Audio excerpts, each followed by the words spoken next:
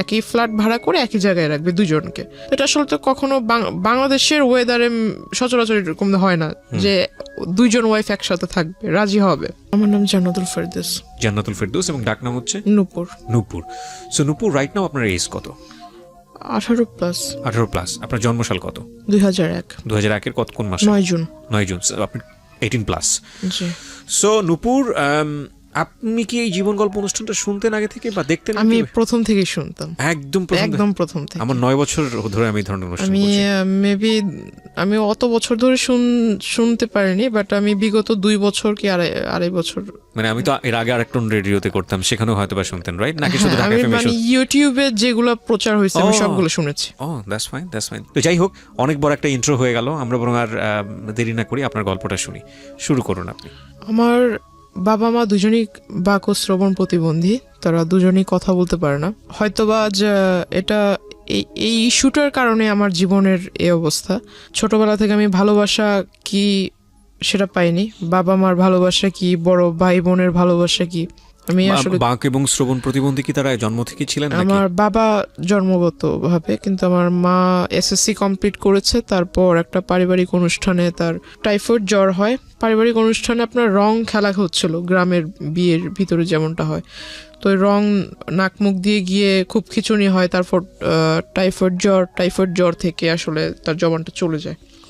তারপর অনেক চেষ্টা করা হয়েছিল ডক্টরের কাছে, মানে ততক্ষণ অবধি খুব দেরি হয়ে যায় এবং রংটা টোটালি ব্রেনের সাথে জমে যায়, যার ফলে আর কোনো তাকে ঠিক করার উপায় ছিল না। ঠিক করার উপায় যদি থাকতো তাও 99% তার মৃত্যুর চান্স ছিল, যার জন্য তাকে এভাবেই মানে রাখা হয়। আমি এখানে একটু বলে নিচ্ছি, ওনার মা আছেন স্টুডিওর বাইরে, এবং ওনার গল্পের প্রেক্ষাপটে হয়তো ওনার মা আসবেন এখানে যদি প্রয়োজন হয়। শুধু মা না, ওনার ছোট বোনও আছেন। আপনারা ধৈর্য ধরে পুরো ভিডিওটা দেখবেন এবং একই সাথে পুরো অনুষ্ঠানটা আপনারা শুনবেন প্রিয় শ্রোতা। প্রয়োজন হলে আমরা আপনাদেরকে স্টুডিওতে নিব। আমি সরি, মানে খুব খারাপ লাগছে শুনতে। তো এই কারণেই মূলত আপনার বাবার সঙ্গে আপনার মাকে বিয়ে দেওয়া হয়েছে? না, আমার মা খুবই সুন্দরী ছিল। আপনার মাকে দেখে আমি বুঝেছি উনি টিনেজে আরো সুন্দর ছিল, তার চুলগুলো খুব সুন্দর ছিল। তার জন্য বিএফডিসি থেকে অনেক প্রপোজাল এসেছিল ফিল্মের জন্য, অভিনয় করার জন্য। হ্যাঁ, তো আমার বাবাও ফিল্ম এফডিসিতে কাজ করতো। তো বাবা অ্যাকচুয়ালি, মা ওখানে যেত শুটিং দেখার জন্য যেত, কিন্তু তখনই হয়তো বাবার পছন্দ হয়ে যায়, যেহেতু বাবাও কথা বলতে পারতো না, কিন্তু ওনার সাইন ল্যাঙ্গুয়েজটা খুব ভালো ছিল। আচ্ছা। তো বাবা মাকে দেখে পছন্দ করে ফেলে। এক পর্যায়ে আমার মার পিছু করতে করতে আমার বাড়িতে চলে আসে, সে মানে মুখের উপরে বিয়ের প্রপোজাল দিয়ে ফেলে। কিন্তু এখানে আমার বাবা আসলে এটাকে ভালোবাসা বলে কিনা জানি না, বাবা একটা রং করেছিল, আমার দৃষ্টিতে এটা রং।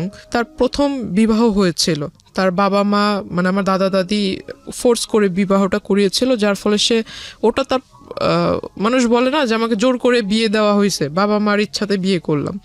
তো আমার বাবাও সেটা করেছিল, কিন্তু সেই ওয়াইফের প্রতি আমার বাবার মন থেকে কোনো ভালো লাগা ছিল না, যার ফলে সে ছোটবেলাটা কাটিয়েছে ঢাকাতে। তো আমার আম্মুকে সে খুব পছন্দ করতো, আর ওটাই আমার আম্মুকে বলা যায় যে আমার আম্মুকে মন থেকে সে পছন্দ করে বিয়ে করেছে। এটা আমার ফ্যামিলির কেউ জানতো না। যখন আমি আমার আম্মুর পেটে, তখন মেবি বিষয়টা একটু ফ্ল্যাশ হয় যে আমার বাবা এখানে রেগুলার আসে, হঠাৎ কোথায় চলে যায়, কোথায় থাকে সে। আস্তে আস্তে যখন আমার জন্ম হয়, তখন আমার আম্মুর বিয়েতে যারা সাক্ষী ছিল বা বাবার ফ্রেন্ড ছিল যারা কথা বলতে পারে না, সেখান থেকে একটা জিনিস লিক হয় যে তার দেশের বাড়িতে ওয়াইফ আছে, তাদের ছেলে মেয়েও আছে। তখন আমার বাবা আসলে এটা টোটালি খোলসা করে সবার কাছে বলে যে আমি আসলে ওকে ভালোবাসতাম, ওকে যদি এটা বলতাম তাহলে তো তাকে বিয়ে করতে পারতাম না। তখন বিষয়টা আসলে ওপেন হয়। তখন আমার মা খুব রাগারাগি করে, এটা স্বাভাবিক, প্রত্যেকটা মহিলাই করবে। মা সুইসাইড করার চেষ্টা করে, তখন বাবা অনেক বুঝায়। তারপর দুই ওয়াইফকেই বাবা ডিসিশন নেয় যে একই সাথে রাখবে, একই ফ্ল্যাট ভাড়া করে একই জায়গায় রাখবে দুজনকে। এটা আসলে তো কখনো বাংলাদেশের ওয়েদারে সচরাচর এরকম হয় না যে দুইজন ওয়াইফ একসাথে থাকবে, রাজি হবে। তো আমার মা কিছুটা মেনে নিয়েছিল, কিন্তু ওনার ওই আগের ওয়াইফটা একটু অন্যরকম ছিল। উনি আসলে, আমার মা যেহেতু কথা বলতে পারতো না, কিন্তু উনি কথা বলতে পারতো। তো ওনার চাল চলন একটু অন্যরকম ছিল। বাবা আমাকে খুব আদর করতো, বাবা আমার জন্য যা নিয়ে আসতো এগুলো করতে ওই মহিলা আমার আম্মুর অগোচরে নিয়ে তার বাচ্চাদের দিয়ে দিত। আমার মা জিজ্ঞাসা করতো আমার মেয়ের খাবার ওদের দিচ্ছে, দুজনের জন্য তো সমান সমান আনছে। এক পর্যায়ে আমার মাকে, মানে বাবা ছিল না ওই দিন, মা রান্না করতেছিল, মাকে নাকি পিছন থেকে এসে ওই পা বটি দিয়ে মানে জবাই করার জন্য পিছন থেকে আসে। মা যখন পিছনে ঘুরে তখন দেখতে পায় মা তাকে ধাক্কা দিতে গেছে, তখন ওই সিলিন্ডার দিয়ে মানে আমার মার মাথায় আঘাত করে সে। তখন এই বিষয় নিয়ে অনেক ঝগড়াঝাটি হয়। মা এটা নিয়ে একটা মেবি জিডি টাইপের কিছু একটা করেছিল। বাবার সাথে অনেকটা সম্পর্কটা ডিস্টেন্স হয়ে যায়। তারপর আমার নানু মাকে নানুর বাড়িতে এনে রাখে। তখন থেকে আমার জন্মটা আসলে ঢাকায়, আমি তখন থেকে নানুর বাড়িতে। আচ্ছা, দাদার ভালোবাসা কি, দাদুর ভালোবাসা কি, চাচার ভালোবাসা কি, আমি আসলে এগুলো পাইনি। মানুষ বলে না যে কেউ যদি মানুষ হয় দাদার বাড়িতে থাকলেই ভালোভাবে মানুষ হতে পারে, নানা নানির বাসায় থাকলে ওইভাবে মানুষ হওয়া যায় না। আমার সবচাইতে বড় একটা আফসোস হলো যে আমি আমার মাকে কখনো মা বলে রাখতে পারিনি। কেন? কারণ শুনবে কিভাবে সে? আর যতটুকু শুনে ততটুকু হলো যে মা অন্য সবার সাথে সাইন ল্যাঙ্গুয়েজে কথা বলে। আমার যখন খাবারের সময় হয় তখন আমাকে মানে জান্নাত তো বলতে পারে না, তবে নূপুর শব্দটা একটু বোঝা যায় সে যখন বলে, তো নূপুর বলে ডাকে, ওটা আমি বুঝি। আর আমি যদি তাকে যাই বলবো না কেন সে সবই বোঝে। আমি আমার মার বাবার সবার কথা মানে একদম ভালোভাবে বুঝি। আমি যখন অন্যদের দিকে দেখি যে তারা বাবা মাকে কোনো কিছু চাওয়ার হলে, বাবা আমার এটা লাগবে, বাবা ওটা লাগবে, মাকে বলবে কোনো প্রবলেম হলে বাবা মার সাথে শেয়ার করবে, আসলে আমার লাইফে আমি ওগুলার কখনো সুযোগ হয়নি। Just because of language barrier. তাছাড়া আমার যেহেতু আমি বড় ছিলাম, আমার পর আমার 3টা ভাই মারা যায়। কি বলো ওটাকে, মানে ডেলিভারি টাইমটা হতো, তখনই আমার আম্মুর মানে জ্বর হয়ে যেত, প্রচুর জ্বর হয়ে যেত। জ্বরের ফলে বেবিটা ভিতরে বয়েল হয়ে যেত, মানে একদম, মানে যখন ভূমিষ্ঠ হতো তখন ডক্টর আমাকে দেখিয়েছে। আমার মার হাই প্রেশার, তো আম্মুকে কখনো এটা ডক্টর দেখায়নি, 3টা বাচ্চাই দেখায়নি, আমাকে দেখিয়েছে। আমি কোলে নিয়েছি, যখন হাতে টাচ করেছি চামড়াটা উঠালে এভাবে উপরে উঠতো, ভিতরেই সিদ্ধ হয়ে গিয়েছে। তখন আমার খুব ছোটবেলা থেকে আমার বাবার খুব ছেলের প্রতি খুব আকর্ষণ ছিল, যে একটা মেয়ে একটা ছেলে থাকবে। ছোটবেলাটা ওই নানা নানির ভাষায় কাটানো। মার ভূমিকা, বাবার ভূমিকা নানা নানি পালন করেছে লেখাপড়া থেকে। মানে আমার এলাকার মানুষ এখনো বলে, যখন আমি খুব রাগারাগি করি বা খুব কষ্ট পাই, তখন আমাকে এখনো বলে যে এই এলাকাটাতে কোনো ফ্যামিলিতে এমন কোনো বাচ্চা নেই যার কোনো মানে সম্পূর্ণ চাহিদা কোনো ফ্যামিলি সম্পূর্ণভাবে মানে পালন করেছে বা দিতে পেরেছে। কিন্তু আমার একটা ফ্যামিলি ছিল, মানে নানুর যেহেতু টাকা পয়সা যাই ছিল মোটামুটি খুব ভালোই ছিল, সম্পত্তি যা ছিল এগুলো আমাদের জন্য বিক্রি করে, তার নিজের ছেলের জন্য না করে আমাদের জন্য সে বিক্রি করে আমাদেরকে খাওয়াইছে। এখনো অবধি মানে আমাদের কোনো কাজ করতে হয় না, বসে বসে খাচ্ছি। মার বিয়ের পর আজ আমার 18+ চলতেছে, প্লাস আমার আম্মু বিয়ের সম্পূর্ণ বয়সটাই তার মার বাসায়। তো আসলে এগুলো তো আসলে খরচের বিষয় আছে, তাই না? এগুলো কয়জনে করে? এগুলো যদি আমি অ্যাভয়েড করি তাহলে এটা আমি আসলে মানুষ বলে গণ্য হব না, যদি এগুলোকে ভুলে যাই। আমার জন্মের পর যেটা বললাম যে আমার বাবার ছেলের প্রতি একটা আকর্ষণ ছিল, আমার মাকে খুব ফোর্স করলো, যেহেতু 3টা ছেলে মারা গেছে, বাবা খুব রাগান্বিত ছিল। আমার পরপর যে বাচ্চাটা মারা যায় সেটার ফলে আমার বাবার একটা সন্দেহ ছিল যে আমার নানি এটা মেরে ফেলেছে। কারণ আমার নানি ভাবতো হয়তো যে আমার মেয়ে এখানে, আবার একটা নাতনি এখানে, আবার একটা বাচ্চা হলে এটার খরচ কে বহন করবে। আমার বাবার একটা ভুল ধারণা ছিল, এটা আমার মনে হয়। বাবা এটা মানে পুলিশ কেস পর্যন্ত গড়িয়ে গিয়েছিল যে আমার শাশুড়ি বাচ্চাটাকে মেরে ফেলেছে, এরকম খুব একটা ঝামেলা হয়। তারপর আমার মা বলে যে এরকম কিছুই না, ওটা একটা দুর্ঘটনা ছিল, অ্যাক্সিডেন্ট। তারপর বাবা খুব ফোর্স করে মাকে পরবর্তী বাচ্চা নেওয়ার জন্য।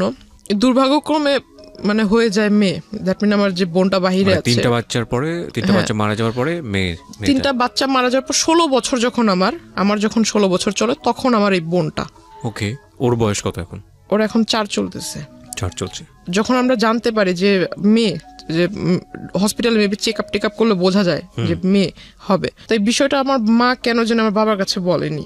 মা হয়তো ভেবেছে এটা বলার পর আমার বাবা নারাজ হবে বা ঝগড়াঝাটি করবে। তো আমি আসলে ওই বিষয়টা বুঝিনি, তখন আমি খুব ছোট। বাচ্চা হলো, আমি খুব খুশি যে আমার 3 ভাই আমি নিজের হাতে দেখেছি তাদের লাশটা। তো আমার একটা বোন হবে, আমি খুব খুশি যে ভাই না হলো বোন তো পাবো।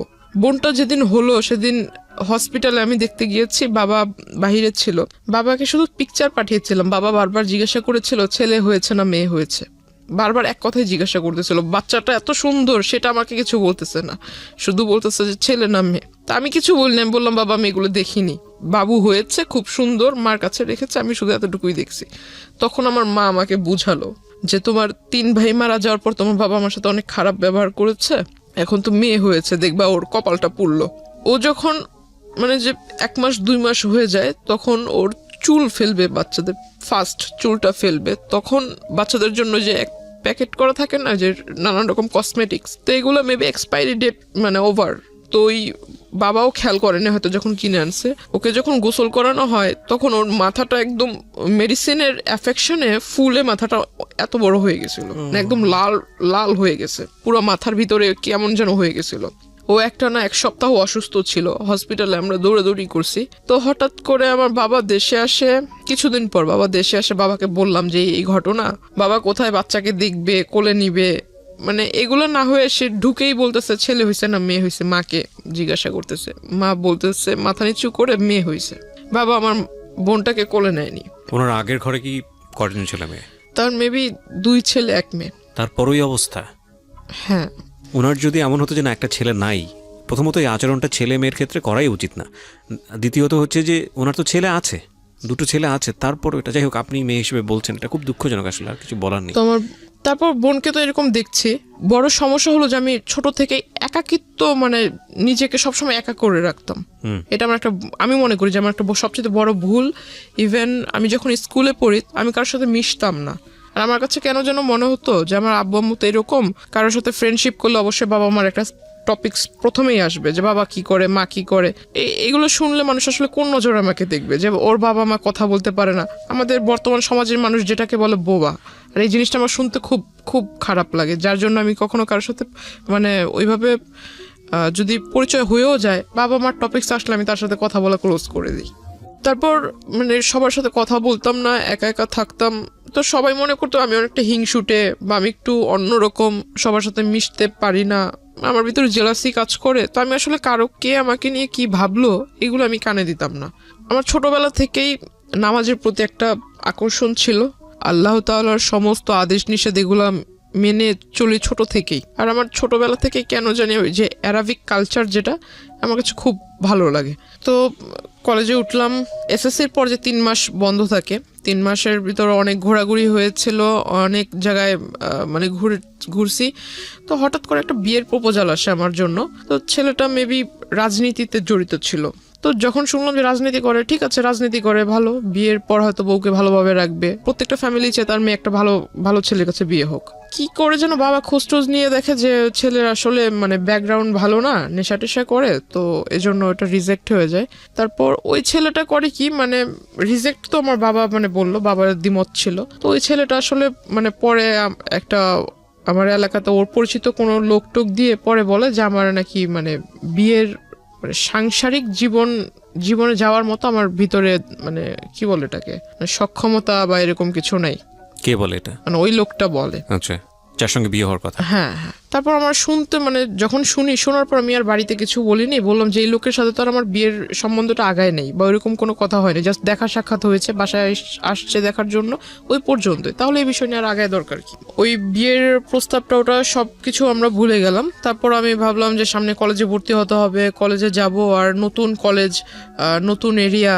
যেদিন ফার্স্ট ডে কলেজে গেলাম, খুব মানে প্রথম দিনই খুব মানে ক্লাসের মানে 42 জন স্টুডেন্টের মধ্যে যেন টিচারদের চোখের মণি হয়ে গেলাম। কলেজ স্টার্ট হওয়ার 2.5 থেকে 3 মাসের ভিতরে আমার ফোনের ভিতরে একটা ফোনের মেসেঞ্জারের ভিতরে একটা নক আসে, রিকোয়েস্ট আসে যে ওই কেউকে মানে অ্যাট ফার্স্ট আপনার ফ্রেন্ড রিকোয়েস্ট পাঠায় নেই, কিন্তু মেসেঞ্জারে যে রিকোয়েস্টটা করে, মেসেজের রিকোয়েস্ট সেটা করে। তো আমি আসলে দেখতে পাই মানে আমার একটা রাজনৈতিক যে প্রেক্ষাপটটা, আমার ছোটবেলা থেকে কেন যেন মনে হতো যে আমি বড় হয়ে লেখাপড়া করে ইচ্ছা ছিল যে আমি এগুলো করব। তখন ওই টাইমটাতেই ওই লোকটা আমার প্রোফাইল পিকচারে ছিল, ওই যে পিকচারটা ছিল, সেই পিকচারটা দেখে উনি আমাকে নক দেওয়ার পর সে আমাকে ডিরেক্টলি অ্যাট ফার্স্ট নক দিয়ে আমার নাম্বার চায়। ইভেন সে লিখে যে আপনি যদি আমার দলের ভিতরে আসেন তাহলে আপনাকে দেখে অনেক লোক উপলব্ধ হয়ে, আপনাকে দেখে অনেক লোক, আপনার আশেপাশের অনেক লোক আমার এখানে আসবে। আপনার প্রোফাইল পিকচারের মধ্যে দলীয় কোনো ব্যাপার-স্যাপার ছিল? হ্যাঁ হ্যাঁ। ওকে। আর আমি জানতাম না যে প্রোফাইল পিকচার আমার সাথে যিনি ছিল ওনার সাথে আবার ওনার আগে থেকেই পরিচয় আছে। ওটা উনি দেওয়ার পর আপনার প্রোফাইল পিকচারের মধ্যে এমন একজন ব্যক্তি ছিল যার সঙ্গে যিনি আপনাকে নক দিয়েছেন তার পরিচয় ছিল? হ্যাঁ। ওকে। মানে ওনার ওখানে উনি কাজ করতো, যিনি আমাকে নক দিয়েছে। তো উনি আমাকে যখন এই মেসেজ দেয় তখন আমি ভাবলাম যে উনি আমাকে মেসেজ দিয়েছে, আমি ওনাকে চিনি না, উনিও আমাকে চিনে না। এই প্রথম যেহেতু মেসেজ দিয়েছে, মেসেজ দিয়ে আবার নাম্বার চাচ্ছে প্রথমেই নাম্বার চাচ্ছে, প্লাস বলছে যে আমার দলে আসলে আপনার লাইফটা অনেক ভালো হবে, লাইফটা অনেক ভালোভাবে লিড করতে পারবেন, অনেক বড় পোস্ট পাবেন, দেশে বিদেশে ভ্রমণ করতে পারবেন, আরো অনেক কথা। তো আমি আসলে এই কথা শুনে আমার কাছে মনে অনেকটা মানে টাউট টাইপের মনে হয় যে লোক বাট পারে, মানে আমি তো এখনো পূর্ণ এজে পৌঁছায় নেই, তো আমি কিভাবে রাজনীতি করব? আর আমাকে সে পোস্ট দিবে, আমি পোস্ট মানে আমার একটা সিগনেচারে মানুষ এই দেশ থেকে ওই দেশে চলে যাবে, এটা আবার এমন কোন ক্ষমতা? দুনিয়াতে তো অনেক রাজনীতিবিদ আছে যাদের বয়স অনেক বেশি, একটা নির্দিষ্ট টাইম থাকে না। তো আমিও ওটা মিন করে মানে তার সাথে আর কথা বলিনি, সে আমাকে রিকোয়েস্ট পাঠিয়েছে, তার সাথে কোনো কথা না বলে আমি সাথে সাথে রিকোয়েস্টটা রিমুভ করে দিই। অনেক দিন যায়, সে আবার অন্য একটা আইডি থেকে রিকোয়েস্ট মানে ওইভাবে রিকোয়েস্ট করে সেম কথা বলে, তখন আমি বুঝতে পারি যে অন্য আইডি হলে কি হবে, লেখা তো সেম, নাম্বারটাও সেম, আমি ওটা রিমুভ করে দিই। তারপর সে আমাকে সে একটা কাজ করেছিল যে আমার ফেসবুকের ভিতরে যে পিকচারগুলো আমি আপলোড দিতাম সেগুলো সবকিছু পাবলিক ছিল, পাবলিক থাকলে মেবি লাইক টেক বেশি আসে এরকম কিছু। আমি আসলে বুঝতাম না যে পাবলিক থাকলে পাবলিক অনলি মি থাকলে পিকচার মেবি দেখতে পারবে না, অনলি মি থাকলে শুধু আপনি দেখতে পারবেন, ফ্রেন্ডস থাকলে আপনার লিস্টে যারা আছে তারা দেখতে পারবে, ফ্রেন্ডস অফ ফ্রেন্ড থাকলে তাদের ফ্রেন্ডরা দেখতে পারবে। প্রোফাইল গার্ডের যে সিস্টেমটা এটা তো মেবি ইনস্ট্যান্ট হয়েছে। তো তখন প্রোফাইল পিকচারে ওইরকম লকটক সিস্টেম ছিল না, পিকচারটা সে ডাউনলোড করে রেখেছে, ডাউনলোড করে মেবি ওই যে প্রিন্ট আকারে বের করেছে। তারপর আমার ওখানে ইউনিফর্ম পরা কিছু ছবি ছিল, ইউনিফর্মের সাথে আপনার যে আইডি কার্ডের যে লেসটা হয়, লেসের ভিতরে কলেজের নাম ছিল, সে সমস্ত কিছু ডাউনলোড করে মানে টোটালি অ্যাডভান্স ছিল, কোন পিকচারে মানে কোন ডেটে কোন পিকচার ছেড়েছি, আজকে একটা পিকচার ছেড়েছি, যে কমেন্ট করেছে সে কালকে পিকচারও করেছে, স্টাডি করেছে জিনিসগুলো, হ্যাঁ সমস্ত কিছু সে নোট করেছে, প্লাস স্ক্রিনশট রেখেছে কারা কারা মানে রেগুলার কমেন্ট করে, লাইক করে, প্লাস ওইখানে আপনার লাইক কমেন্ট এন্ড স্মাইলি দেওয়ার সিস্টেম আছে, এন্ড লাভ চিহ্নর মেবি একটা রিঅ্যাকশন আছে, ওইরকম কারা কারা দেয়, হ্যাঁ সমস্ত কিছু। সে একটা মানে তার একটা স্বভাব ছিল কি সবকিছু লিখে, মানে কাগজ কলম তার কাছে মানে সবকিছু লেখার ভিতরে সে এক্সপার্ট ছিল। তো এরকম নোট করে রাখে, ছবি টবি প্রিন্ট করে রাখে, যা যা ছবি ছিল সমস্ত ছবি সে ডাউনলোড করে। তারপর যে কলেজের ছবিটা ছিল সেই ছবিটা নিয়ে আমার কলেজে যায়, কলেজে যাওয়ার পর এটা খুঁজে, কলেজের ওইখানে আমাদের সিস্টেম ছিল যে বাহিরের কেউ আসতে পারবে না, প্লাস কোনো গার্ডিয়ান ভিতরে আসতে পারবে না, গার্ডিয়ান যদি আসে তাহলে গেটের বাইরে থাকতে হবে, টাইম হয়ে যাবে ছুটির তখন নিয়ে যাবে। তো সে করতো কি যে কলেজ গেটের এখানে যারা পাহারাদার থাকতো, আনসার টাইপের কিছু লোক ছিল, তো এদেরকে পিকচার দেখাতো। এখন স্টুডেন্ট অনেক, কয়জন রে ওই দারোয়ানরা মনে রাখবে, তো এটা আসলে পসিবল হয় না। সে করতো কি রোডের ওই পার অপোজিটে ছিল আপনার ছোট একটা ক্যাফে শপ, সেখানে মানে আমি কখন আসলে যেতাম না, তো ওইখানে এসে মানে ভিতরে গ্লাস সিস্টেম ছিল, ভিতরে বসে বাইরে দেখা যাবে কিন্তু বাইরে থেকে কেউ বুঝতে পারবে না যে ভিতরে কেউ আছে কিনা, এমন সিস্টেম ছিল। তো সে ভিতর থেকে আমাকে ফলো করতো, ইভেন সে দারোয়ানকে আর ওই ক্যাফের ওই যারা সার্ভিস করে, সার্ভ টার্ভ করে, ওয়েটার, এদেরকে মানে টাকা দিয়ে রেখেছিল। যে এটা তো আপনি একদম পরে গিয়ে জেনেছেন, ইনিশিয়ালি তো আপনি এগুলো জানতে পারেননি, যখন তার সঙ্গে আপনার পরিচয় হয়েছে বা সামথিং, আমি গেস করছি যে কিছু একটা হয়েছে, ইনিশিয়ালি আপনাকে নক করলো কিভাবে সেদিকে একটু জান প্লিজ। হ্যাঁ, তো মানে তার সাথে আমার কিভাবে পরিচয় হয় এটা সেই জায়গাটাই জান। আচ্ছা, তারপরে কি তো আপনি জানতে পেরেছেন এগুলো? তখনই আমি ফলো করি, মানে সে যে দোকানে বসে থাকতো তখন আমি এটা ফলো করছি বেশ কয়েকদিন, কারণ যে তার প্রথম আইডি থেকে যখন আমাকে নক করে সেখানে পিকচার ছিল পাসপোর্ট সাইজ, মানে সে আরো মেবি আরো 10 বছর আগে পিকচার তুলেছিল সেই পাসপোর্ট সাইজের ছবি, কিন্তু সে বর্তমানে যেরকম দেখতে এমন কোনো পিকচার ছিল না। আর তার প্রোফাইলে যেহেতু তার সাথে আমার ফেসবুক ফ্রেন্ডশিপ ছিল না, তো তার ওইখানে ঢুকে জাস্ট তার অতীতের যে কিছু কিছু পোস্ট সেটা দেখতে পাচ্ছিলাম, রিসেন্টলি যে পোস্টগুলো আপলোড করেছে এগুলো দেখার কোনো সুযোগ ছিল না আমার জন্য। পিকচারে যেটা দেখেছিলাম প্রোফাইল পিকচারে কিছু কিছু আইডিয়া ছিল, যদি আমি তার ওই ড্রেস আপ বাদ দিয়ে শুধু ফেসটার দিকে ফোকাস করি, গুগলস বাদ দিয়ে যদি ফেসটাকে দেখি তো কিছুটা মিল পাচ্ছিলাম। এই লোক আমাকে নক করেছিল, আর এই লোকটাই প্রতিদিন এভাবে এই জায়গায় দাঁড়িয়ে থাকে, এভাবে আমার দিকে তাকিয়ে থাকে, অনেক মেয়েই তো আছে, সে আমাকে দেখে দেখে মুস্কি হাসির মানে কি, তাই না? এটা কিছু কিছু তো বুঝতে পারি।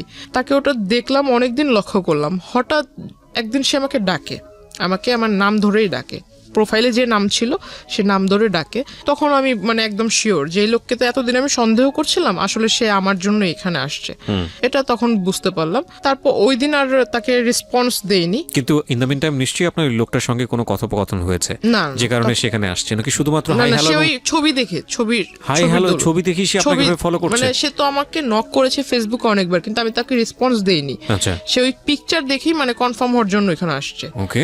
প্লাস সে করেছে কি, যে কয়দিন আমার সাথে মানে প্রথম দিকে আমার সাথে যখন কথা বলার চান্সটা হয়নি, সে করেছে কি আমার সাথে যাদের পিকচার ছিল আপলোড করেছিলাম, যারা সেকেন্ড ইয়ারের স্টুডেন্ট ছিল, এদের সাথে একটা ভালো কম্বিনেশন করে ফেলেছে। কিভাবে কম্বিনেশন করেছে, সে পরিচয় দিয়েছে সে আমার দাদু, আপন দাদু। আমার বাবা মা দেশের বাইরে থাকে।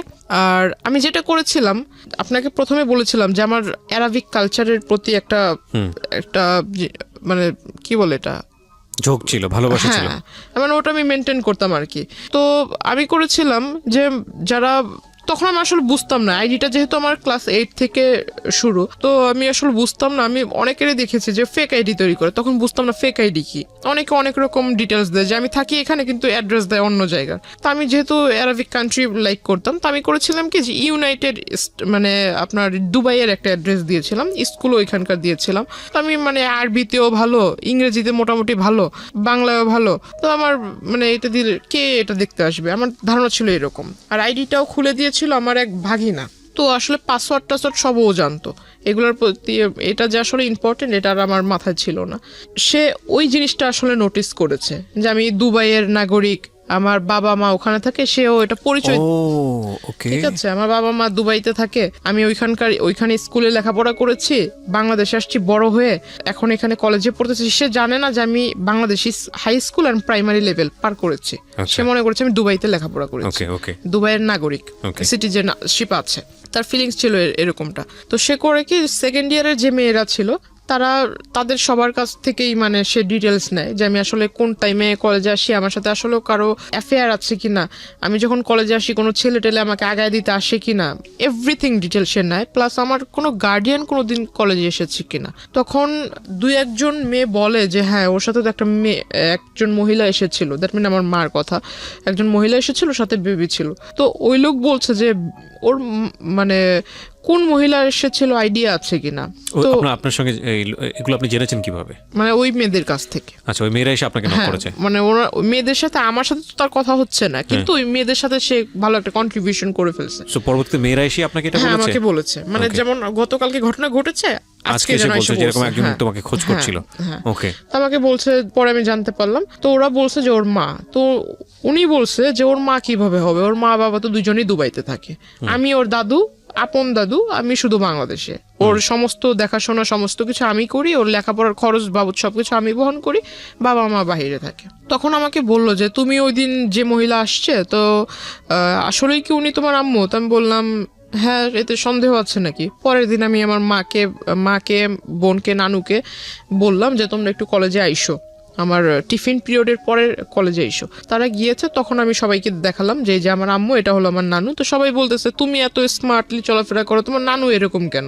এখন কাউকে আর বুঝাইতে পারি না যে আমার নানু তো হলো গ্রামের মহিলা, কারণ সে যেভাবে চলা পছন্দ করে সে ওভাবেই চলবে। তো সবার ভিতরে একটা ডাউট ছিল যে আমি হয়তো মানে একদম লোয়ার ক্লাস, মিডল ক্লাস যেমনটা থাকে, মিডল তো একটু উচ্চবিত্ত, মেবি মধ্যবিত্ত, লোয়ার ক্লাসে যেমন থাকে, যে ওইখান থেকে উঠে এসে হয়তো একটু পাট নিচ্ছি, এমন একটা ধারণা ছিল। কারণ ওই যে আমার দাদু সেজেছে, সে অনেক কিছু মিসআন্ডারস্ট্যান্ডিং তাদের ভিতরে তৈরি করে দিচ্ছে। তো এখন সবাই আমাকে একটু অন্য নজরে দেখছিল যে আমি আসলে মিথ্যা বলছি, এটা সেটা। সবাই একে অপরের সাথে মানে একটু উকি ঝুঁকি করে কথা বলছিল। আমাকে যখনই কেউ দেখে তখনই আমার সামনে একজন আরেকজনের কানে কানে কথা বলে, তখন আমার কাছে একটু সন্দেহ হলো। এই গতকালকে ওই লোকের কথা শুনলাম, ওই লোককে সন্দেহ করতেছিলাম, সন্দেহটা বাস্তবায়ন হলো। আবার এখন এরা আমাকে, এতদিন এরা আমার সাথে কথা বলার জন্য সামনে আসতো, গায়ে পড়ে কথা বলবে, আমি কথা বলতাম না। এখন মানে এরাই আমাকে দেখে মানে একজন আরেকজনের কানে কানে কথা বলছে, নিশ্চয়ই মেবি বাজে কিছু। তখন জানতে পারলাম, জিজ্ঞাসা করলাম সেকেন্ড ইয়ারের একজনকে, যা জিজ্ঞাসা করলাম যে কি হয়েছে, তোমরা তো আমার মানে তোমরা পারো না আমাকে তোমাদের ক্লাসে টাইনা নিয়ে যায় মানে একসাথে বসায় রাখ, তো তোমরা এখন আমার কাছ থেকে দূরে দূরে সরছো, আমার সাথে কথা বলছো না, কারণ কি? তখন আমাকে তাদের ফোন বের করে দেখালো, এই যে দেখো। দেখে আসলে খুব রাগ হয়েছিল, দেখলাম যে একটা ফেক আইডি তৈরি হয়েছে খুব রিসেন্টলি, মানে এক মাস এরকম হবে। সেখানে লেখা তার নাম অর্ধেক, আমার নাম অর্ধেক। প্রথমে তার নামের অর্ধেকটুকু পরে আমার নামের অর্ধেকটুকু মিলিয়ে একটা আইডি তৈরি করেছে। এখন একটা পিকচার যে কিছু কিছু সহজ যেগুলো বোঝার উপায়, যে আপনার সফটওয়্যার আছে যে কলেজ মেকার বলে বা কোলাজ photo- মেকার, কোলাজ হ্যাঁ, মেকার, আচ্ছা, যাই হোক, ওই পিকচার মানে এই পাশে একটা ছবি বসানো, এই পাশে Right, একটা ছবি, collage তো করা যায়, দেখাই হ্যাঁ। যাচ্ছে, বুঝতেই পারতেছি যে এখানে একটা বসাইছে, এই জায়গায় একটা এডিট করা হয়েছে। তো আসলে এটা ওরা সেকেন্ডারি স্টুডেন্ট, ওদের মাথায় কেন ঢোকে নেই আমি জানি না। তখন আমি বললাম এটা তো তোমরা নিজেরাই দেখছো যে পিকচারটা এরকম করে বসানো হয়েছে, তো এটা আসলে যেভাবে বলছো এরকম তো ঠিক না।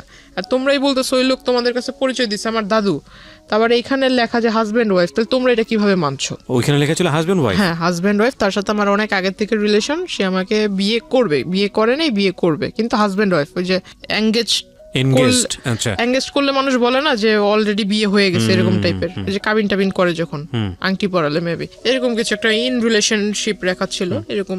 তো আইডিটার ভিতর বেশি কয়েকটা ছবি ছিল না, তবে আমার প্রোফাইলে যে কিছু ছবি ছেড়েছিলাম এখান থেকে কিছুটা ওইখানে দেখেছি আমি। তখন পর্যন্ত ওই লোকটার সঙ্গে আপনার কোনো না, কথোপকথন কথা হয়? হয়নি। তারপরে যে আমি তার সাথে মানে একটা আগ্রহ জাগলো, তার সাথে এবার কথা বলবো আমি, এতদিন সে আমাকে ফলো করছিল, এবার আমি তার সাথে মানে সামনাসামনি কথা বলবো।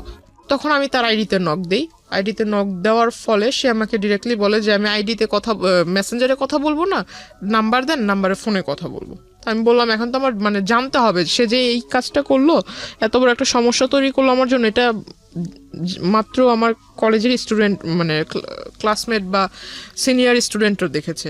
এটা যখন আমার বাড়ি পর্যন্ত যাবে, আল্লাহ না করুক যদি এটা জেনে যায়, তখন আমার কি হবে? কলেজ তো এখানে শেষ, আমার বাবা মা এই অবস্থা। তখন আমি তার সাথে মানে যোগাযোগ করার চেষ্টা করি নিজ থেকে। তখন তাকে নাম্বার দিই, নাম্বার দেওয়ার পর সে কথা বলে। সে আমাকে বলল যে আমি আপনার সাথে দেখা করব।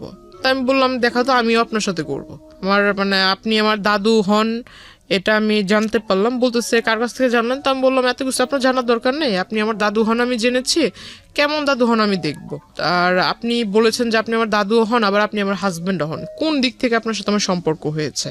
আমি এটা একটু কথা বলবো আপনার সাথে, যদি পারেন তাহলে আসবেন। অন্যান্য দিন দেখেছি কলেজের বাইরে ওয়েট করেন, যেখানে ওয়েট করেন ঠিক সেখানেই থাকবেন, আমি আপনার সাথে মিট করব।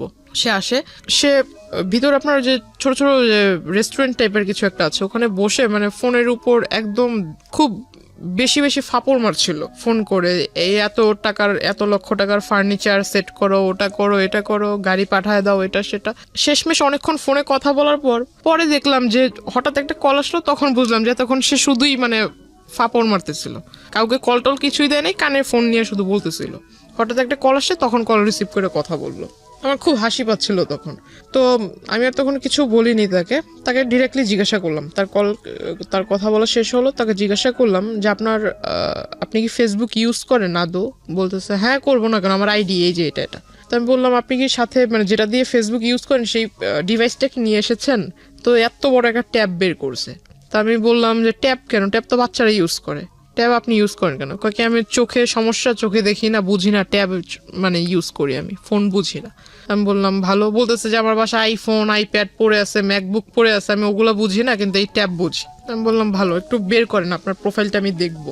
তার কাছ থেকে ফোন নিয়ে সে মনে করছে আমি শুধু তারটা চেক করব, তার মানে যে মিছিল টিসিল করছে এগুলোর ছবি টবি দিয়ে ভরা, সে ভাবছে যে আমি ওগুলো দেখবো।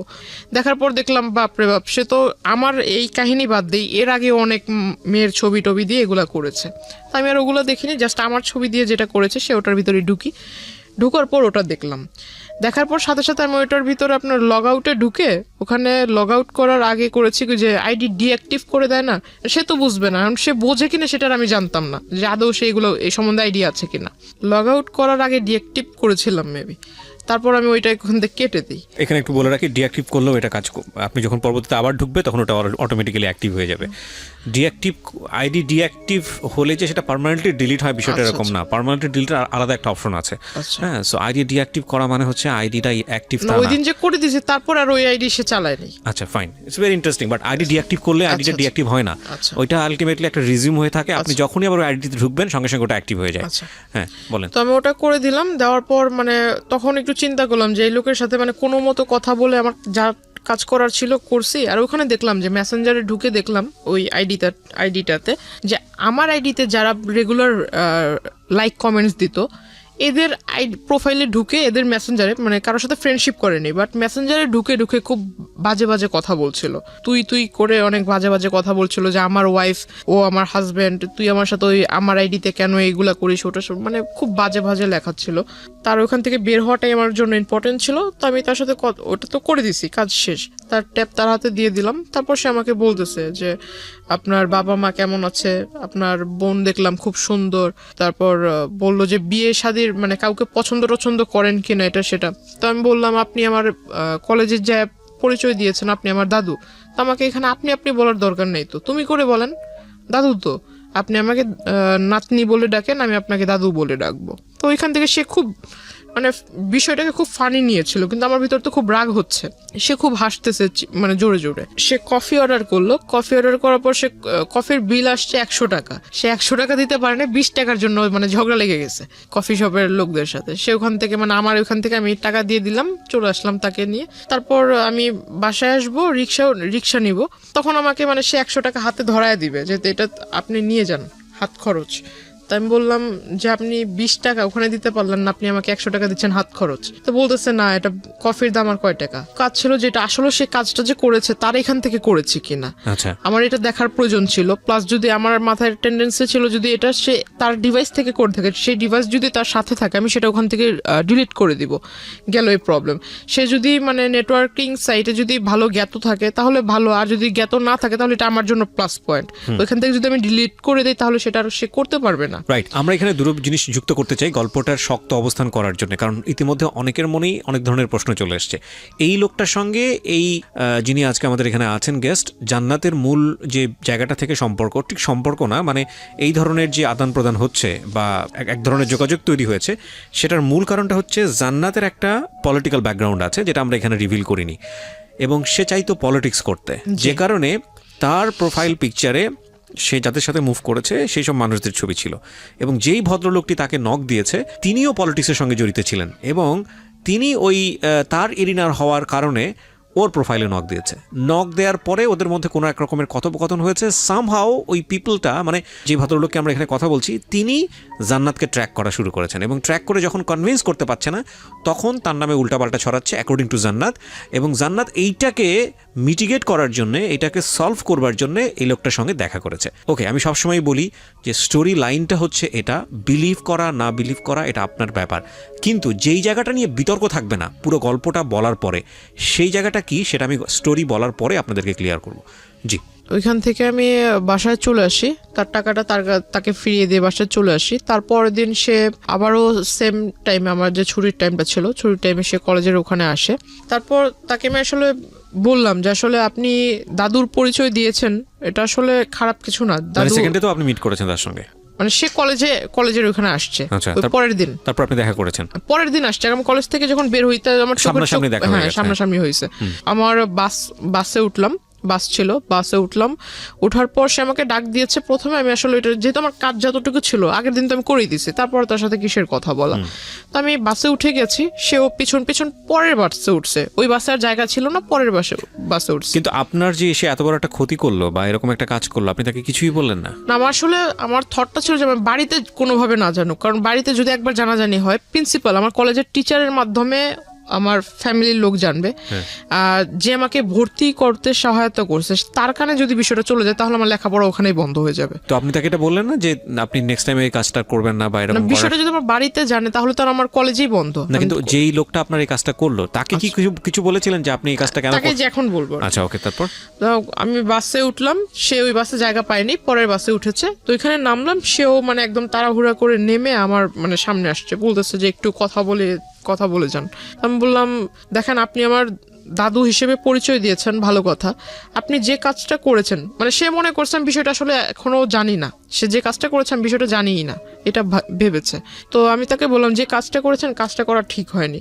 যদি আপনার সন্তানের জায়গায় আমি নিজেকে রেখে বলি তাহলে আপনি নিজের সন্তানের মতো কারোর সাথে এরকম কিছু করতে পারতেন, বা আপনার সন্তানের সাথে যদি এরকম কেউ করতো আপনি কোন দৃষ্টিতে দেখতেন, আপনি কি করতেন?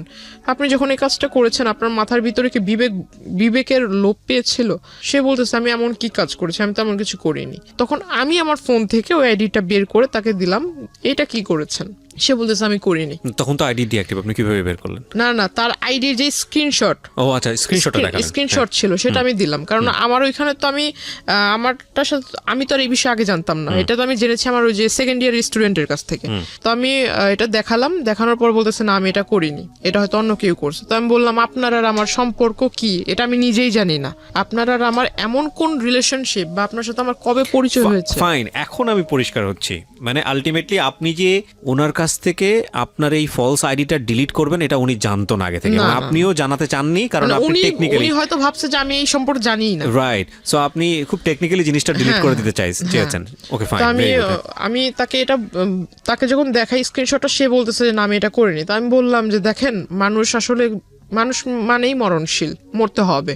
আর আপনি যেভাবে মানে ডায়লগ মারেন এগুলো আসলে আমার সামনে, আমি আসলে যেটা বললাম যে আমি স্ট্রেট ফরওয়ার্ড কথা বলি, এতে যদি কারো খারাপ লাগে আমার কিচ্ছু যায় আসে না, খারাপকে আমি খারাপ বলবো। আমি তাকে মুখের উপরে বলছি যে এইসব ভণ্ডামি ছেড়ে ভালো হন, রাজনীতি করেন বলে যে আপনার প্রভাব আমাকে খাটাবেন বা আপনি আমাকে উমুকের ভয় দেখাবেন, আমি কিন্তু এতে ভয় পাবো না, আর এইসব কথা আমাকে বললেন না। আর যে কাজটা করেছেন কাজটা মোটেও ঠিক হয়নি, আপনাকে আমি সাবধান করব কিভাবে সেটা জানি না, তবে আমি আপনাকে অ্যালার্ট করব যে আপনি এই কাজটা কখনো করেন না। আপনার কাছে একটা রিকোয়েস্ট থাকবে যে আমার কলেজের এখানে সেইভাবে মানে মানুষের সামনে নাম ধরে ডাকা, এই জিনিসটা আমার নিজের কাছেও খারাপ লাগে, আর অন্য 10 জন দেখলে সে তো ভালো কিছু ভাববে না খারাপ ছাড়া। যেহেতু আমি মেয়ে, ছেলে হলে এক কথা। বয়সে উনি কি দাদুর মতোই ছিল? 65। ও ওকে, উনি 65, আপনি 16 তখন, রাইট?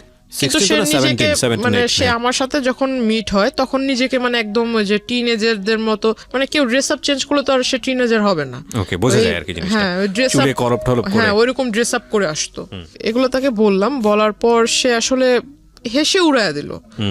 মানে সে বলতেছে যে ঠিক আছে, তাহলে যেহেতু তুমি সবকিছু জানতে পেরেছো আর আমি একটা ভুল করেছি, তাহলে এটা কিভাবে মাফ চাইবো সবার সামনে? এই মানে এই মুহূর্তে রাস্তায় সবার সামনে কি পা ধরে মাফ চাবো? আমি বললাম যে এটা আপনি মূর্খর মতো কথা বলেন কেন? এমন একটা কাজ করেছেন, আপনার তো মানে লজ্জিত হওয়া উচিত, লজ্জা পাওয়া উচিত। আপনি আমাকে ভালোভাবে বলতে পারেন যে আমার ভুল হয়েছে, আমি এই জিনিসটা ভুল করে ফেলছি। আর আপনি যেভাবে বলছেন এটা তো আসলে মানে ভালো মানুষের মতো কথা হচ্ছে না। তাকে বলার পর তারপরও তার কোনো মানে ফিলিংস ছিল না যে আমি একটা অন্যায় করেছি। এটা তাকে আমি ওইখান থেকে আমি চলে আসি, তার সাথে আর কথা বলিনি। পিছন থেকে অনেক ডাক ছিল, আমি আর তার কথা সাড়া দিইনি, রিক্সায় করে চলে আসি।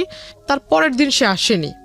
ওই দিন আমার কিছু মানে ক্লাসমেট ওরা আবার ওই যে আসার সময় আপনার ওইখানে স্ট্রিট হকাররা বসতো, আবার স্ট্রিট ফুড টুটও ভালো ছিল। তো ওরা করতো কি, ওইখানে একটা ঢালে এসে খাবার খেত, আইসক্রিম টাইসক্রিম এগুলো সবাই আড্ডা দিত। তো আমাকে বলতেছে যে ঠিক আছে চলো, আজকে তোমার সাথে তো আমাদের ওইভাবে পরিচয় হয়নি বা ওইভাবে কথা টথা হয়নি কখনো, আমাদের সাথে চলো একটু, আধা ঘন্টা লেট হলে কিছু হবে না।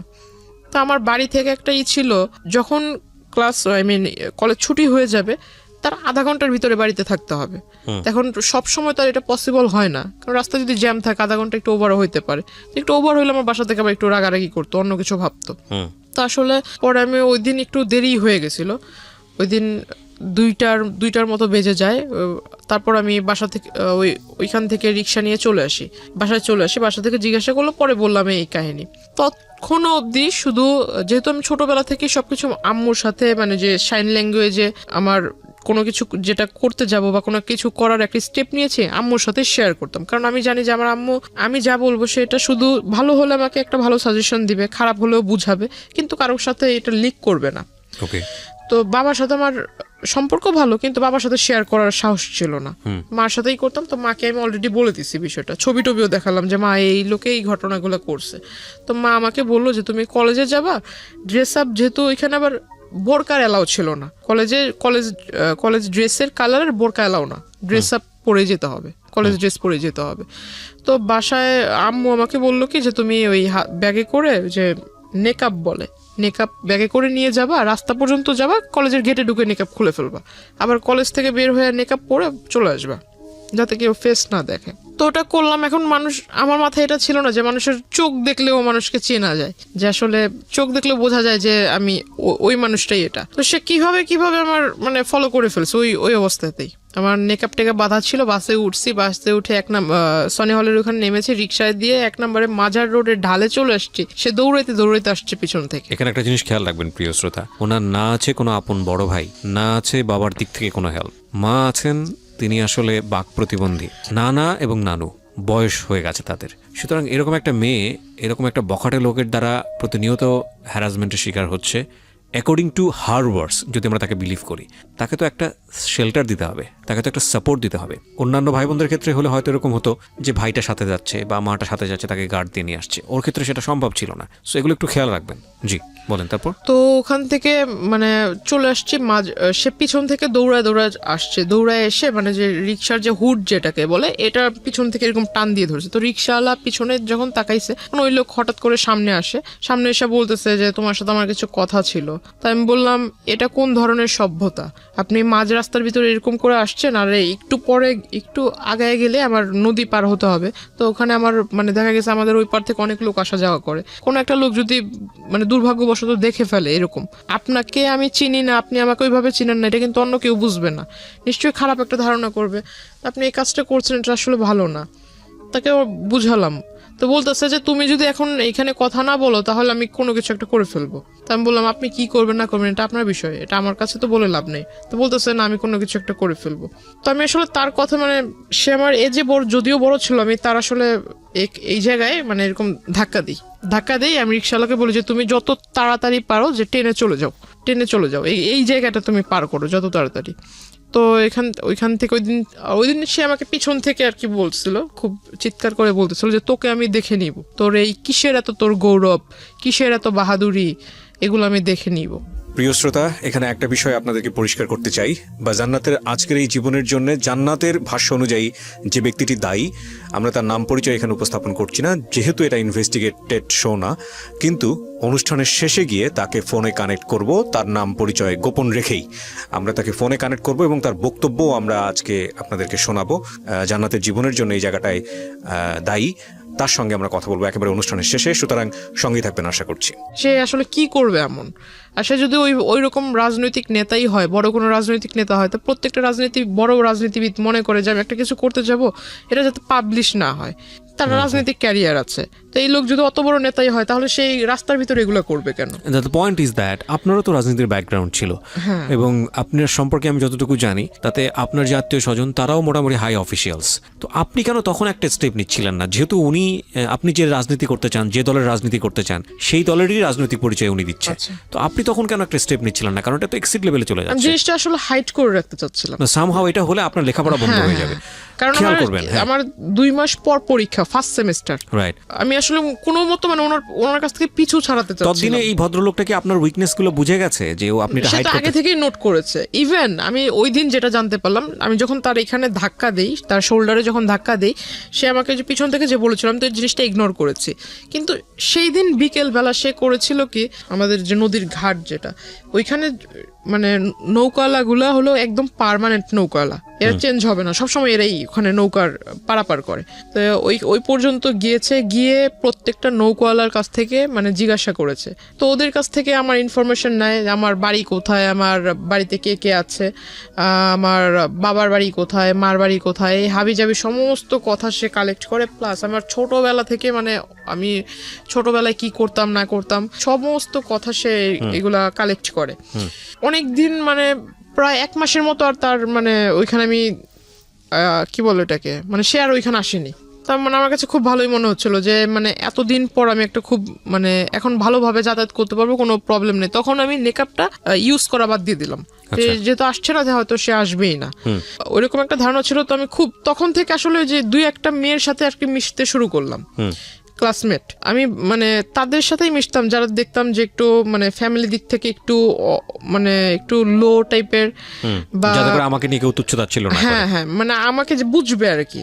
আমি তার সাথে 2টা কথা বললে সে ওটা লিক করবে না, সে মানে আমাকে 2টা সাজেশন দিবে বা আমার সাথে একটু ভালোভাবে ব্যবহার করবে। হঠাৎ করে জানতে পারি যে আমার সাথে যারা কথা বলে এই তাদের সাথে মানে মানে কি বলো ওটাকে, মানে ওদেরকে ওই লোক শিখায় দেয় যে এই প্রশ্ন করবা ওকে, আর ওরা এসে আমাকে সেই প্রশ্নগুলো করে, আমার কাছ থেকে যে উত্তরগুলা ওরা জানতে পারে সেই উত্তরটা আবার ওই লোকের কাছে লিক করে দেয়। আসলে এটা আমার জন্য ব্যাড লাগছিল কিনা জানি না, ভালোভাবে পরীক্ষা কেটে গেল। তো আমার মানে সবচেয়ে খারাপ লেগেছিল যে পরীক্ষার রেজাল্ট গুলো খুব খারাপ হয়েছিল, মানে পাস মার্ক যতটা ছিল পাস মার্ক উঠেছে, বাট নাম্বারটা ওইরকম মানে মন মতো হয়নি। তো তখন আসলে বাড়ির মা খুব বলল যে কেন এরকম হয়েছে। আমার নানা নানু তো এরকম শিক্ষিত না, তবে মানে তারা ওই মানে পাশ করেছে, ভালো নাম্বারে পাশ করেছে এটা শুনলেই মানে এনাফ। কত নাম্বারে পাশ করেছে এটা তাদের দেখার বিষয় না।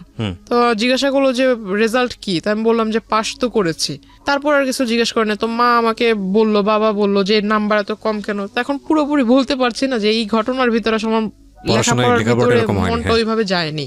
তখন করতাম কি, আমি প্রতিনিয়ত নেটওয়ার্কিং সাইটটাতে আমার সাথে যারা অ্যাড ছিল কলেজে যেসব মেয়েরা অ্যাড ছিল তাদের ওইখানে মানে রেগুলার চেক করতাম যে আদৌ আবার নতুন করে কোনো আইডি তৈরি হয়েছে কিনা, আবার এরকম কোনো অপপ্রচার হচ্ছে কিনা, এই বিষয়টাতে খেয়াল করতাম।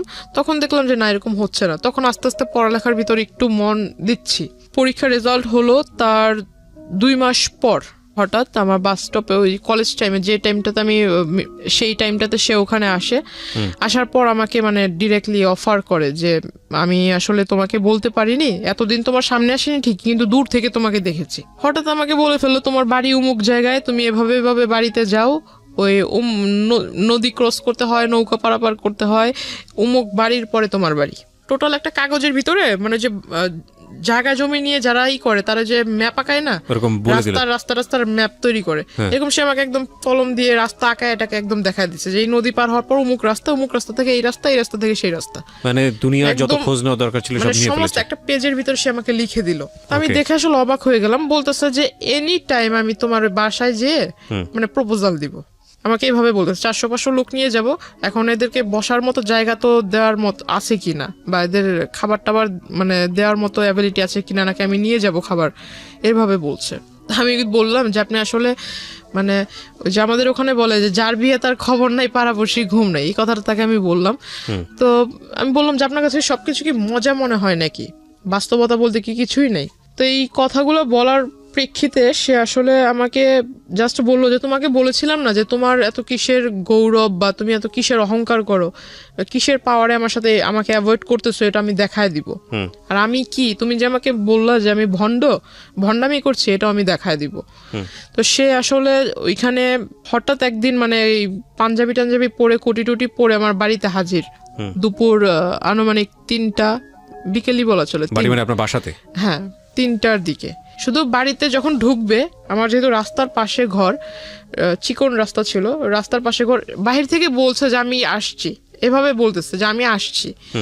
এখন আমার নানা তাকে জিজ্ঞাসা করতেছে ভাই আপনি কে, আপনি মানে কোথা থেকে আসলেন, আপনি কার ঘরে ঢুকবেন বা কাকে চাচ্ছেন, এরকম কিছু একটা। যেমন নানা একটু সোজা টাইপের মানুষ, সে জিজ্ঞাসা করতেছে কার ঘরে যাবেন, কাকে চাচ্ছেন, খুঁজতেছেন কাকে। সে আমার ছবি আমার নানাকে দেখাইছে। দ্য পয়েন্ট ইজ দ্যাট যে এতদিন ধরে আপনি গোপন করলেন যাতে করে ফ্যামিলিতে এই লোকটা না আসে, আপনার লেখাপড়া যাতে বন্ধ না হয়, যেমন ফ্যামিলিতে ঢুকবে, এবং শেষ পর্যন্ত কিন্তু সেটাই হচ্ছে। সো এগুলো একটু খেয়াল রাখবেন। আমি কেন বলছি যে জায়গাটিতে আমরা আসলে ফোকাস করতে চাই সেটা নিয়ে কোনো বিতর্ক থাকবে না। উনি যেগুলো বলছেন সেগুলো কতটুকু সত্য কতটুকু মিথ্যা সেটা নিয়ে বিতর্ক থাকতে পারে, cause this show is not investigative show. কিন্তু যেইটা পরিণতি সেটা নিয়ে তো কোনো বিতর্ক নাই। পরিণতিটা কেন হলো সেটাও বলবো আপনাদেরকে শেষের দিকে গিয়ে।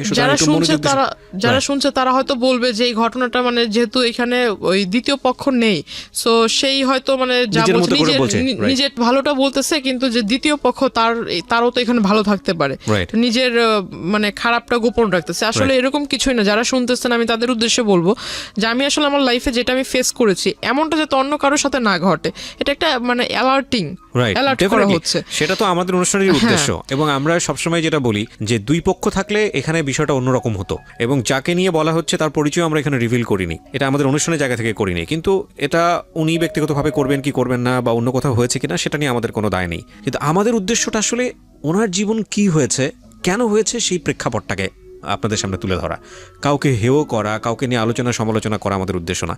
এবং দিন শেষে আপনার জীবনটা যাতে এরকম না হয় সেজন্য আপনি কি স্টেপটা নেবেন সেই লার্নিংটা দেওয়া। ওকে, সো আমরা এইভাবেই আগাতে চাই। জি, তারপর কি হলো? বাসায় আসলো? হ্যাঁ, সে বাসায় আসলো। তো বাসায় এসে ঢুকে মানে আমার মাকে মানে প্রথমেই আমার মার পায়ে ধরে মানে সালাম করে। আপনার মায়ের বয়স ওনার বয়সের চেয়ে কম হবে? আমার ওনার মেয়ের বয়সের মেবি আমার মা। তো যাই হোক, আমার মার পায়ে ধরে সালাম করে ফেলছে। তো আমার মা মানে এমনিতে একটু রাগী, কারণ পুরুষ মানুষের সামনে সে আসে না। তো আমার মা খুব রেগে গেছে, মানে যে আপনার আমাদের ওখানে বলে শলা, আসলে এটা বলা ঠিক হবে কিনা জানি না, তবু যেটা ঘটেছে আমি বলি। তো আমার মা আসলে শলা নিয়ে আসছে হাতে করে, মানে খুব রেগে গেছে যে আমার পায়ে টাচ করলো কেন এই লোক। তার মানে জানতো যেহেতু আগে থেকে, সুতরাং আপনার মা না, আমার মাকে তো আমি ছবি টবি আগেই দেখাইছি, আর সেই লোক চলে আসছে। আর আমি ততক্ষণ অবধি মানে নানার কাছ থেকে শুনছি অন্য ঘরে, মানে মাত্র গোসল করে এসে ঘরে ঢুকছে, আর ওই টাইমে বাইরে থেকে কিন্তু সাউন্ড পেয়েছে, সে বলতেছে আমি আসছি।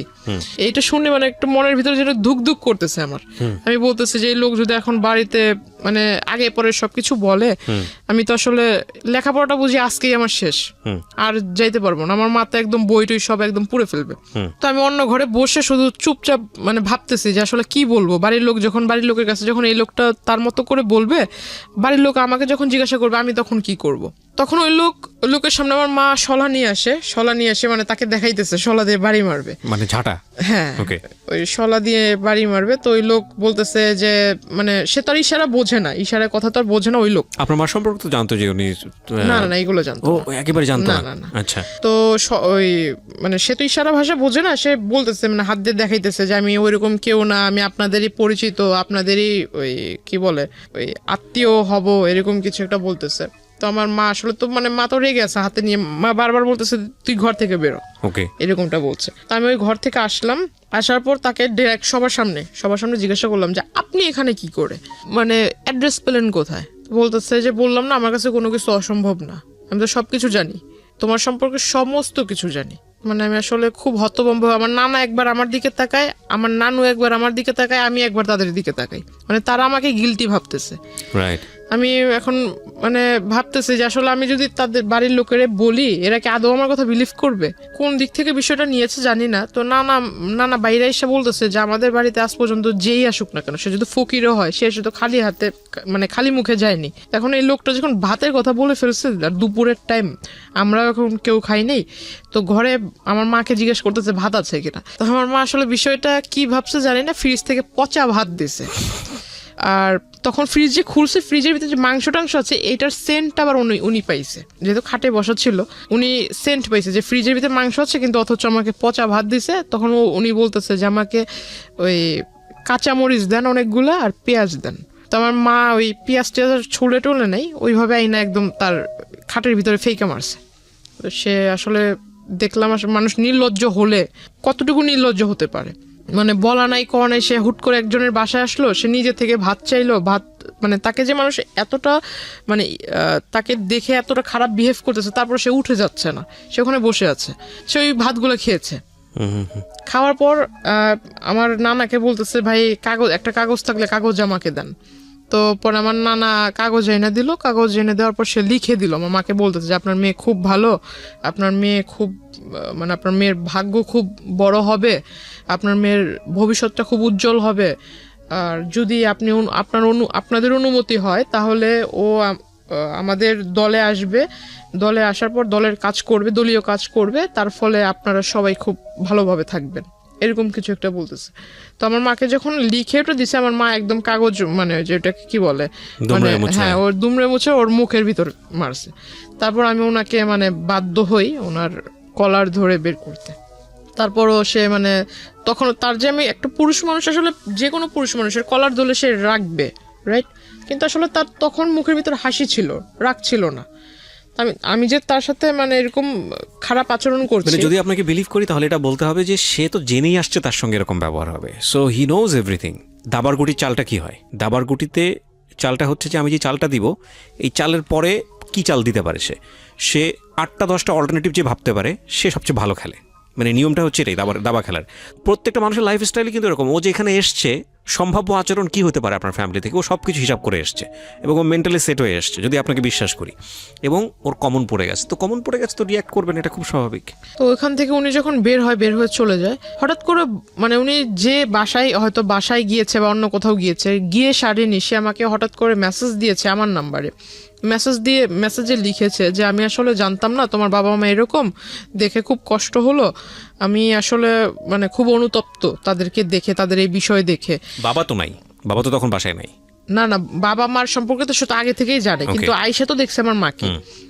আচ্ছা, বাবা কখন, তো বাবা তখন কোথায়? বাবা তখন বাসায় ছিল না। বাসায় মানে আপনাদের সঙ্গেই থাকতো বাবা? বাবা আমাদের সঙ্গে থাকতো। বাবার সঙ্গে থাকতো বাবা কিচ্ছু জানে না? বাবা সঙ্গে থাকতো বলতে আপনার সপ্তাহে 7 দিনের ভিতরে বাবা আমাদেরকে সময় দিত 3 দিন, আর 3 দিন সময় দিত ওখানে। আচ্ছা আচ্ছা, যাওয়া আসার মধ্যেই থাকতো। তো আপনি বাবার সঙ্গে এত ফ্রি ছিলেন, বাবাকে বিষয়টা জানাতেন? বাবাকে এইসব বিষয় তো কখনো, বাবার সাথে আমার মানে বাবা আদর করতো, এটা ঠিক আছে, আমি তো প্রথমেই বলেছি যে আমার আম্মুর সাথে আমি ফ্রি ছিলাম, বাবার সাথে এইসব বিষয়ে কখনো না কোনো বিষয়ে আলোচনা হতো না। ওকে, ঠিক আছে। তো আমি বললাম যে আপনি যেটা করেছেন আসলে কাজটা, আমার বাড়ির লোক এখনো অবধি আমাকে এই পর্যন্ত কিছু বলেনি, রাত হলে দেখা যাবে যে আসলে কি হয়। কারণ এই জিনিসটা যদি আমার মা এখনো অবধি আমার সাথে রেগে আছে, মা কথা বলতেছে না, আর মাও আমাকে ডাউট করতেছে। ডাউট করাটা স্বাভাবিক, কারণ একটা লোক এইভাবে কিভাবে আসবে? টু বি অনেস্ট, আমরা নিজেরাও করছি। তো আসলে এই লোকটা কিভাবে বাসায় আসবে? আমার যদি রেসপন্স না পাই কিভাবে বাসায় আসলো, এটা একটা প্রশ্ন থেকে যাবে। কিন্তু আসলে এটা ঘটেছে। তো আমি আসলে যেহেতু আমি নিজে ওইখানে বাস্তববাদী হিসেবে দাঁড়িয়েছিলাম, তো আমি নিজে তো ঘটনাটা দেখেছি, আর এখন আমি জানি অনেকে এটা বিলিভ করবে না, এখন বিলিভ না করলে কিছু করার নেই। ফাইন, আপনি বলেন আপনার স্টোরি। হ্যাঁ, উনি আমাকে এই বিষয়গুলো বললো, হঠাৎ দেখি যে আসলে তারপর থেকে, ওই দিনের পর থেকে সে কলেজে আসে না, কিন্তু মেসেজ মানে 1 ঘন্টার ভিতরে কতগুলো মেসেজ দেওয়া যায়? 1 মিনিটের ভিতরে না হলেও 5-6টা করে মেসেজ আসতেছে, তাও বিরাট বড় বড় প্যারা, বড় সামারি। আমার জন্য সে এই চিন্তা করছে সারা রাত ভরে, আমার জন্য এটা ভাবে, মানে আমার বাবা মা এরকম, আমার ভবিষ্যৎ কেমন হবে। এই লোকটা যে আপনাকে কন্টিনিউয়াসলি পোক করে যাচ্ছে, আপনি তো তার সাথে এক ধরনের সম্পর্ক আছেই আপনার, বলা চলে যে উনি আসছে, কথাবার্তা বলতে আপনি বাধ্য হচ্ছেন, ফ্যামিলি পর্যন্ত ঢুকে গেছে। আপনার কখনো মনে হয়নি লোকটা সম্পর্কে আপনার একটু খোঁজ নেওয়া উচিত তখন পর্যন্ত? আমি তার সম্বন্ধে আসলে মাথা ঘামাইতেই চাই না, তাকে যতটা মানে আর্লি পসিবল হয় যে তাকে আমার এই বিষয়গুলো থেকে দূরে রাখা। তো মানে আমি সবসময় যেটা ভেবেছিলাম যে বাড়ি পর্যন্ত যেহেতু এসে গেছে, তো এর আসলে যত তাড়াতাড়ি দূরে রাখা যায়। আর আমি ভাবছিলাম যে আসলে আমার এই প্রথম সেমিস্টার তো হয়ে গেছে, সামনে আরেকটা সেমিস্টার আসবে, 2nd সেমিস্টার যদি দিতে পারি, আল্লাহ করে আমার 1st ইয়ারটা যদি চলে যায়, আর এর ভিতরে যদি এই লোক ব্যাঘাত না ঘটায়, তাহলে আমার আসলে মানে 2nd ইয়ারটা আমি কোনো মতো এখান থেকে এখান থেকে শেষ করতে পারলে বাইরে শিফট হয়ে যাব, এরকম একটা প্ল্যান ছিল।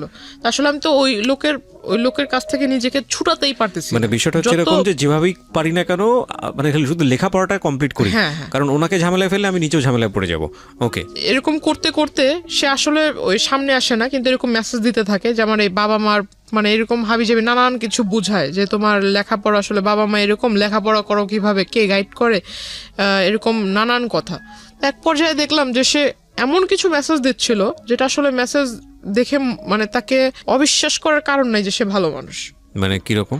মানে লেখাপড়া মানে তোমার বাবা মা এরকম, তুমি যদি কিছু না মনে করো, আমি যেহেতু তোমাকে প্রথমে অন্য সবার কাছে পরিচয় দিয়েছি দাদু হিসেবে, তো আমি ওই দিক থেকে তোমাকে দেখবো, প্লাস তোমাকে গাইডটা একটু করবো, কারণ আমি নিজেও মাস্টার্স কমপ্লিট করা লোক। তো আমি ভাবলাম মাস্টার্স কমপ্লিট করা লোক যে তার মানে অনেক শিক্ষিত। তারপর সে আমাকে বারবার মানে মেসেজ করতো যে তুমি সামনে যেহেতু SSC এক্সামিনার, তো আমি তোমাকে কিছু বই, টেস্ট পেপার, মডেল কোশ্চেন ভালো যেখান থেকে মানে একদম কমন পড়ার চান্স আছে, এগুলা তুমি পড়লে একদম মানে 100 না পাইলেও 99 পাবা, এরকম একটা তার কথাবার্তা ছিল। তো আসলে সে আমাকে ওই বইটই এনেও দিছে।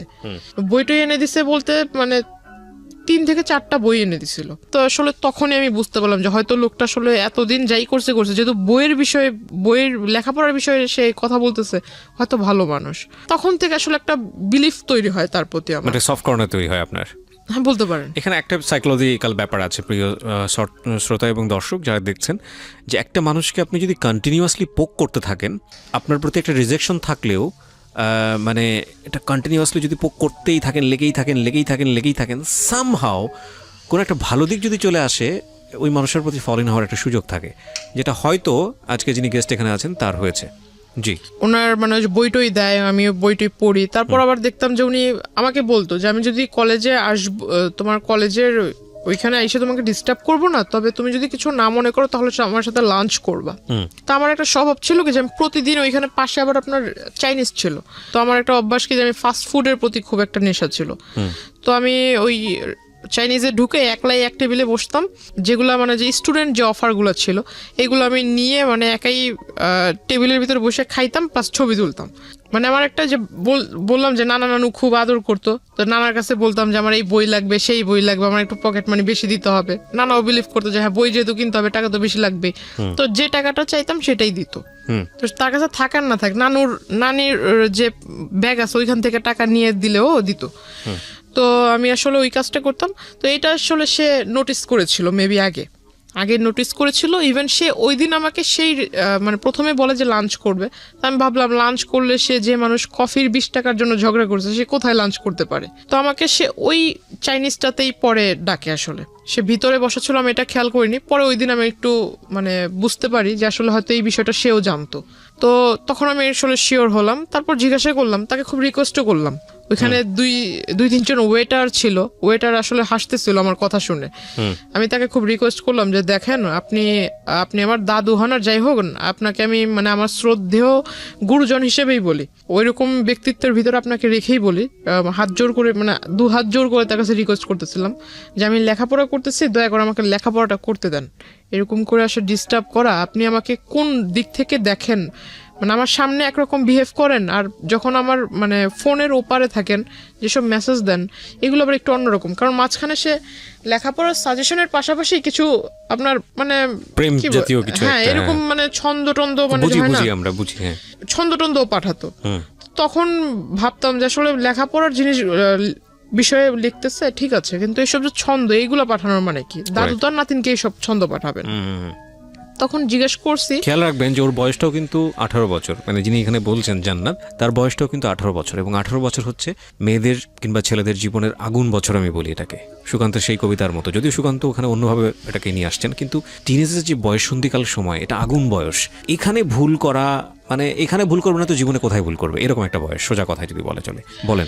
তারপর উনি আমাকে বললো যে এগুলা নাকি অনেক বড় বড় কবি, তার ফ্যান, অনেক বড় বড় লেখক কবি আছে, তো তার ফ্যান, তারা তাদেরকে ঘুম থেকে ওঠার সাথে সাথে নতুন নতুন ছন্দ মেসেজ লিখে পাঠায় দেয়, এইগুলো সে আমাকে পাঠায়। তো আমার কাছে মানে বিষয়টা আসলে বিলিভ ওইভাবে করিনি। তারপর ওখানে খাওয়া দাওয়া করলাম। খাওয়া দাওয়া করার পর আমি আমার মার জন্য মানে খাবার, এটা আমার একটা স্বভাব ছিল যে আমি কোথাও গেলে আমি মার জন্য বোনের জন্য খাবারটা নিয়ে আসতাম। তো আমার খাওয়ার পর আমি খাবারটা পার্সেল করে নিয়ে আসি, আমার টাকা দিয়ে আমি খেয়েছি। তো সে আমাকে বলতেছে যে আমি আজকে না হয় আমি বিল পেমেন্ট করি। তো আমি বললাম যে না থাক, আপনার করার দরকার নেই, আপনি শুধু আমার একটা কথা রাখেন যে আমি খুব উপকৃত হব এটা করলে, আপনি আমার পিছু ছেড়ে দেন, পারলে আমার জন্য একটা ছেলে খোঁজেন, কিন্তু আপনি আমার পিছু ছেড়ে আমাকে ভালো সাজেশন দিচ্ছেন, এটা ভালো দিক, কিন্তু যেসব মাঝামাঝি যেসব কথা বলেন বা যেসব SMS দেন এগুলো আসলে ঠিক না। তারপর আমি তাকে এই SMS গুলো আমি নিজে তাকে পড়ে পড়ে শোনাই। তখন পিছন থেকে ওয়েটাররা খুব হাসতেছিল। আমাকে একজন ওয়েটার জিজ্ঞাসা করলাম যখন বের হব, সে কিন্তু ভিতরেই বসে আছে।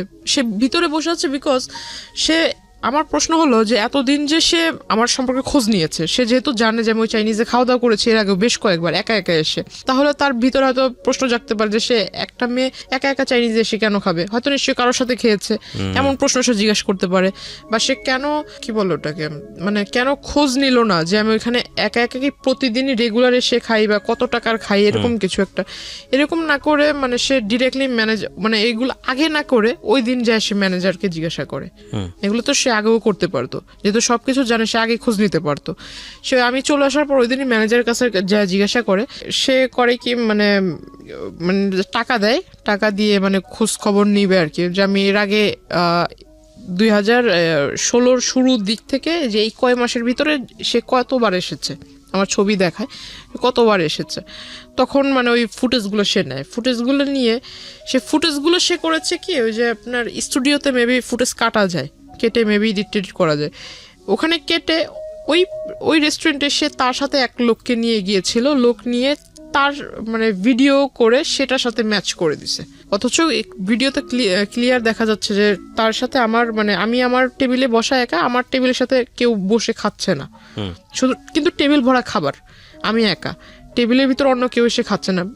এটা মেবি অনেকক্ষণ সময় ধরে, এটা স্পষ্ট বোঝা যাচ্ছে, কিন্তু সে এগুলা করে মানে এটা পরবর্তীতে আমাকে আর কি ব্ল্যাকমেইল করেছে।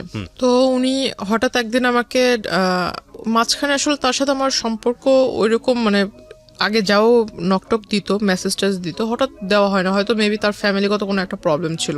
তো তখন আমি ভালোই দিন যাচ্ছে, তো আমার কিছু বাবা তখন একটু বাইরে ছিল, ইন্ডিয়াতে আবার গিয়েছে, তো মার কিছু প্রয়োজনীয় জিনিস ছিল। তো তখন আবার বাড়িতে হয়েছিল কি যে আমার নানুর সাথে আম্মুর একটু কথা কাটাকাটি হয়েছে। তো আমি একটু খুব জেদি ছিলাম যে এত বছর ধরে আম্মু এখানে আছে, আম্মুকে এত ভালোবাসো, তাহলে আবার এত কথা কেন বলবা? খুব রাগ হয়েছে। তো আমি করেছিলাম কি, পাশের মানে 2-3 বাসা পরে পাশের বাড়িতে এক আত্মীয়র বাসাতে রুম ভাড়া দিত, তো আমি আম্মুকে নিয়ে ওখানেই যাই, ফার্স্ট ওখানেই গেলাম। তো যাওয়ার পর ওখানে কিছুদিন রইলাম। তো এখন আম্মু বলতেছে যে অনেক জিনিস কমতি আছে, এগুলো লাগবে। তো আমি বললাম যে ঠিক আছে, তা আমি নিজেই যাব। তো আম্মু বলতেছে যে তাহলে তুমি কিভাবে আনবে? তো আমি বললাম না, আমি একজন নিয়ে যাব সাথে করে, কারণ নৌকাওয়ালা হোক বা রিক্সাওয়ালা হোক, এদেরকে দিয়ে নিয়ে আসবো। তো ওখানে গেলাম। এই মানে কথাটা আসলে হয় কোনো নৌকাওয়ালাই লিক করেছে নাকি আমার এলাকা থেকে কোনো লোক লিক করেছে, আমি জানি না। পরে আসলে হঠাৎ মানে আমি নদীটা ক্রস করেও সারিনি, মাত্র রিক্সা নিয়ে একটুখানি ঢালের মানে ওই রোডের একটু ঢালে উঠেছি, তখনই মানে সে আইসা এরকম রিক্সা থামাইছে। মানে একদম ওই বিয়ের সময় যে পাঞ্জাবিগুলো আর কি পরে, এরকম লাল পাঞ্জাবি পরে আসছে, মাথায় টুপি দিয়ে আসছে। তো তাকে দেখে মনে হচ্ছে একটা যে রাস্তায় ভিক্ষা করে না অনেক মানুষ, মাথায় টুপি দিয়ে এরকম একটা লুক নিয়ে আসছে সে। তো আসলে আমি তাকে দেখে অবাক হই। সে আমাকে বলতেছে যে তোমার সাথে একটু কথা ছিল, তোমাকে আমি আর কোনোদিন ডিস্টার্ব করবো না, মানে একদম শেষ একটা কথা বলবো, সেটা আসলে এই পরিবেশে বলা যাবে না, একটা সুন্দর পবিত্র পরিবেশে তোমাকে আমি নিব। তো আমি বললাম পবিত্র পরিবেশ আবার কোনটাকে বলে? তো বলতেছে না, একটা ভালো জায়গায়, ওইটা তোমার একটা দরগা টাইপের পাশেই, তো রাস্তার পাশেই আবার টিম্বার ছিল, অনেকগুলা কাঠের দোকান ছিল, ভিতরে একটা ছোট্ট একটা ঘরের মতো, ভিতরে যে আপনার মাজার দরগা এগুলা ওইটার ভিতরে নিল। ওখানে তার আগে থেকে তার পরিচিত লোক বসা, দ্যাট মিন সে এতদিনে যে আমার সাথে কানেক্টেড ছিল না, এই গ্যাপটাতে সে করেছে কি আপনার যে নোটারি পাবলিক বলে যে এই কাগজগুলা তৈরি করেছে। প্লাস আমি আপনাকে যে পেপারসগুলো দেখিয়েছি যে আমাদের নামে সে অনেকগুলা মামলা করেছে, মানে আমার হয়ে আমাদের নামে মামলা করেছে, মানে আমি আমার ফ্যামিলির নামে মাদকের মামলা করেছি, এটা পেপারস আমি আপনাকে দেখিয়েছিলাম। সেই বিষয়টা সে এই পেপারস রেডি একসাথে প্রিন্ট করে রাখছে। তো এখন আমি যতটুকু বুঝতাম যে শাপলা মানে হলুদ পেপারের উপরে শাপলা টাপলা ছাপানো, এর মানে কি দলিল, এতে বোঝা যায়। এখন ওখানে লেখাগুলো যে আমি মানে প্রথমে তো ভিতরে আমি যাই, সবার সামনে বলতেছে যে এখানে দুজনে নামাজ পড়বো একসাথে, নামাজ পড়ে মোনাজাত নিয়ে তুমি এই পেপারসে সাইন করবা। আমি বললাম পেপারসে সাইন করবো? মামার বাড়ির আবদার নাকি? এটা মুখের কথা? আপনি আমাকে বলবেন আমি পেপারসে সাইন করে দেবো, আমি পেপারস পড়বো না? কিসের পেপারস? আর পেপারসে সাইনই বা করার কথা আসতেছে কেন? তো বলতেছে আমি তোমাকে বিয়ে করবো, এই মুহূর্তে করবো। তো আমি বললাম যে আমার বয়স হয়েছে বিয়ে করার। বলতেছে না, আমি এত কিছু বুঝি না, তোমার বয়স, তুমি এসএসসি এক্সামিনার, তোমার নাকি বয়স না হয়েছে, তোমার তো 21 চলে মিনিমাম। তো আসলে সে আমার বয়সটা ধরেছিল সার্টিফিকেট অনুযায়ী। ও হ্যাঁ, সে আমাকে এই বিষয়টাতে মানে যে বিয়েটার যে বিষয়টা আসলো, এর আগে সে করেছে কি, আমার ওই যে তার রাজনৈতিক যে প্রেক্ষাপট, সেখানে সে আমাকে পোস্ট দিবে, এটা সেটা দিবে, আমি বুঝি না তাতে কি হয়েছে, সে আমাকে যে পোস্টটা দিবে, এই পোস্টার ফলে আমি নানান জায়গায় ভিজিট করব, সেখান থেকে অনেক নলেজ আয়ত্ত করতে পারবো, তার ফলে আমি মানে একটা ভালো রাজনৈতিক দলের কর্মী হিসেবে গ্রহণযোগ্য হব। তাকে আমি বিশ্বাস করে সে আমার কাছে বললো যে তোমার ওই পাসপোর্ট তৈরি করতে হবে। তখনও অবধি আমার পাসপোর্ট নাই। বলতেছে পাসপোর্ট করতে হবে, পাসপোর্টের জন্য ওই ছবির প্রয়োজন, প্লাস তোমার ওই যে স্কুল সার্টিফিকেটের যত কাগজপত্র আছে এগুলা। তো আমি বললাম যে আসলে পাসপোর্ট আপনি কেন করবেন, আপনি আমাকে বলেন কোথায় যেয়ে করতে হবে, আমি বাড়িতে যেয়ে বলবো। তো বলতেছে না, বাসায় জানানোর দরকার নেই, এটা তুমি বাসায় সারপ্রাইজ দিবা, যখন তুমি পোস্টটা পাবা বা এই পোস্টটা যখন টিভিতে তোমাকে দৈনিক দেখানো হবে, মানে নানান রকম অনুষ্ঠানে তোমাকে দেখানো হবে, তুমি যখন বক্তৃতা দিবা, বাড়ির লোক দেখবে, তারা এমনিতেই ইমপ্রেসড হবে। তাই আমি বললাম সত্যি কি এরকম কিছু হবে? তো যেহেতু ভিতরে একটা রাজনীতি করার একটা ক্ষোভ ছিল, ক্ষোভ বা ভালো আচ্ছা যাই হোক ওটা ছিল। তো আমি আসলে ওই দিক থেকে চিন্তা করলাম, সে যেহেতু মানে মানে মেঘ না চাইতে বৃষ্টি হয়ে যাচ্ছে, আমার ছোটবেলা থেকে একটা ইচ্ছা ছিল সে আমাকে মানে এত বড় একটা প্ল্যাটফর্মে আপনি লোভে পড়ে তাকে কিছু ডকুমেন্টস দিয়েছেন, আমি বুঝতে পারছি। হ্যাঁ, লোভ বলতে পারেন।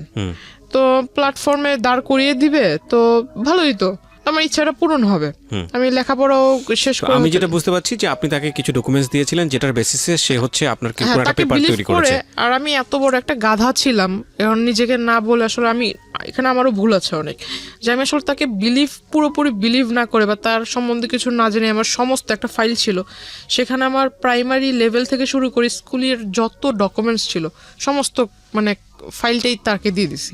না, ফাইলটা দেওয়ার মানে মূল ফাইলটার ভিতর তোমার কাগজপত্র ছিল, ওই ফাইলটাতে সমস্ত মা সব স্কুলের যাবতীয় কাগজপত্র রাখে। তাকে সার্টিফিকেটগুলো বের করে দিচ্ছে, সে আমাকে বলতেছে যে না তোমার সার্টিফিকেট দরকার নেই, আমার কাছে আমি কিসে করে নিয়ে যাবো এই কাগজগুলো, কাগজ তো মূল্যবান কাগজ, যেহেতু ফাইলটার ভিতর আছে, ফাইলটা এখন এই ফাইলটা যা যা আছে এই সমস্ত কিছু আমি আবার তোমাকে ব্যাক করে দিব, তুমি আমাকে এটা দাও, আমি তোমাকে যা যা আছে সমস্ত কিছু ফিরিয়ে দিব। তো আমি গেলাম, সে আমাকে বললো যে ছবি তুলতে হবে, 22 কপি না 20 কপি যেন ছবি লাগবে বলছিল। পরে ছবি তুললাম স্টুডিও থেকে, স্টুডিওর ছবি আনবন্ব করে আর আমাকে বলে মানে ডেট বলে না যে অমুক দিন আনতে হবে, ছবিগুলো আমাকে দিবা, এই ছবি দেওয়ার ডেটটা আর বলে না। তো আমি আর ওই বিষয়ে মাথা ঘামাইনি, ছবি স্টুডিওতে পড়ে রয়েছে। সে ওই সার্টিফিকেটের ফটোকপির সাথে ফটোকপি আর ওই আপনার ওই ফটোকপির ডেট দিয়ে সে আর কি বলে যে আমি বিয়ের বয়স আমার হয়েছে, কারণ সার্টিফিকেট আমার 4 বছর বয়সে মেবি আমাকে স্কুলে ভর্তি করা হয়, আমাকে বয়সটা বাড়িয়ে দিছিল কারণ আমার গ্রোথের কারণে। আপনাকে তারপর কি করলেন? সার্টিফিকেটের অনুযায়ী সে আমাকে ওই বয়সটা দেখায় বেশি।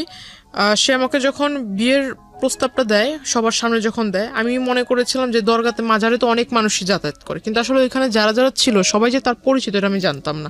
সে হঠাৎ করে আমি যখন না করি যে না আমি সাইন করব না, আর বিয়ে তো প্রশ্ন আসে না, আর আপনাকে আমি বিয়ে করব, আর যদি বিয়ে করিও তাহলে তো আমার বাড়ির লোককে জানাতে হবে। তারপর সে আমাকে বললো এই কথা, বলার পর আমি বললাম যে না আমার যেহেতু বাবা মা জন্ম দিয়েছে, যেহেতু তারা জন্ম দিয়েছে বড় করেছে, এখন আমি তার বিয়েটা তো তাদের ছাড়া করব না, আমি বিষয়টা আসলে তাদেরকে জানাবো, একদিনের সময় আমাকে দেন, আপনি একদিনের সময় দেন, আমি এটা বাসায় যা বলবো, তারপর কালকে আগামীকাল মানে তার মূলত তার ওইখান থেকে আমার চলে আসা দিয়ে কথা। তো সে করে কি আসলে উপরে মানে সে হয়তো বুঝতে পারে যে আমি বের হতে চাচ্ছি, সে উপরে দাঁড়িয়ে মানে আমি তো বসা, সে উপরে দাঁড়িয়ে মানে খুব খুব মানে হিট কি বলে এটা, খুব হাইলি আমাকে একটা পাঞ্চ করে মুখের ভিতরে, আর তার একটা ঘুষিতেই আমার এখান দিয়ে ফেটে যায়, রক্ত বের হয়।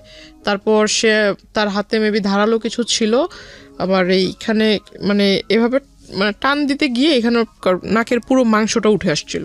আমি আসলে খুব জোরে ব্যথা পেয়েছিলাম, খুব হাউমাউ করে কান্না করতেছিলাম। তো আসলে পাশে যারা ছিল তারা মিনিটের জন্য আমাকে ধরেনি বা ওই লোকটাকে বলেনি যে তুমি এটা করতেছো কেন, এটা আসলে জিজ্ঞাসা করেনি। তখন আস্তে আস্তে ওরা করতেছে কি বাইরে চলে যাচ্ছে, তখন বুঝতে পারলাম যে হয়তো ওরই পরিচিত লোক, নয়তো কিছু বলবে না কেন। তো ওইখানে একটা মহিলা ছিল, আমি তাকে বললাম দেখেন আমি আসলে তাকে মানে ওইভাবে চিনি না, কিছুদিন ধরে চিনি, কিন্তু সে আমাকে জোর করে বিয়ে করবে এটা তো হয় না, আর আপনাদের এখানে এগুলো ঘটতেছে আপনারা কিছু বলতেছেন না কেন। তো ওই মহিলার ওইখান থেকে সে ও করে কি আমাকে নিয়ে বের হয়ে যায়, বের হয়ে আমার এখান থেকে রক্ত বের হইতেছে, সে আমাকে রাস্তাটা টেনে নিয়ে যাচ্ছে। এক লোক জিজ্ঞাসা করতেছে যে মেয়ের মুখ থেকে রক্ত বের হচ্ছে, মাংস এখান থেকে ফেটে গেছে, আপনি মানে ওকে এইভাবে টেনে নিচ্ছেন কেন? সে বলতেছে আমার মেয়ে আরেকজনের সাথে ভেগে যাচ্ছিল, ওরে ধরে নিয়ে আসছি, তোরে মারবো না কি করবো। সে মানুষের কাছে ওটা বলতেছে। সে যখন বলছে যে লোকটা জিজ্ঞাসা করছে সেই লোকটার আর বলার কিছু ছিল না, সে আমাকে নিয়ে গেল তারই পরিচিত এক। তো আপনি কিছু বললেন না কেন তখন? তখন আমি আসলে কিছুই বলিনি, এটা না বলার হয় মানে তখন, কিন্তু আমার মনে আছে যে আমি তখন কান্না করতেছিলাম খুব।